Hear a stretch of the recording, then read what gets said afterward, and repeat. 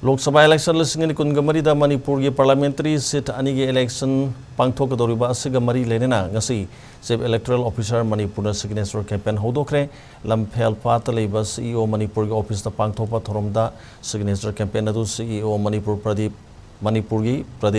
Kumar Jhana haudopaga loinana signature campaign ki paujel puba gari su CEO na lamthaki thoromga mari leinana paumi singda wa ngangladuna CEO Pradeep Kumar Jhana phangdokibada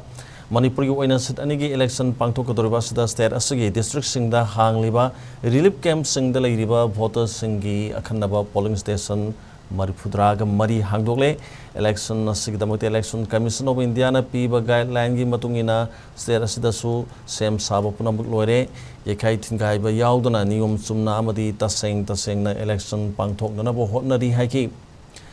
Political party na train candidate singna election campaign da model corrupt conduct thugai di haibagi matang da paumi singna hangba wahangda CEO Pradeep Kumar Jhana hai matik saba khudam sangdam ga loinana thagalak pawakat khudimakta ECI gi maikai degi lokapam thopa action khudimak lokat kani signature campaign asina maru oina voters singna election da mapung phana saruk yaduna makhoi gi mamal yamloba vote adu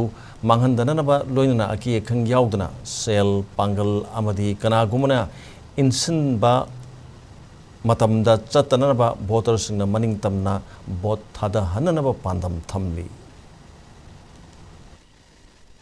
Today we have launched a signature campaign on electoral participation. This was aimed at targeting all the electors and particularly the youth to cast their vote on the poll day in a free, fair and peaceful manner. Throughout the state, we are putting up hoardings and posters with information on various facets of election like empowering the voters, and also we are doing various publicity campaigns through news channels and also through the radio. Regarding the elections, we are all aware that the first phase of election on the 19th of April. So all the preparations are on the way. The trainings of the polling personnel, deployment of flying squads, the quick response teams, the video surveillance teams, the static surveillance teams have already been done. Enforcement agencies have also started doing their routine activities in addition to what they were supposed to do prior to elections. They have also set up various checkpoints.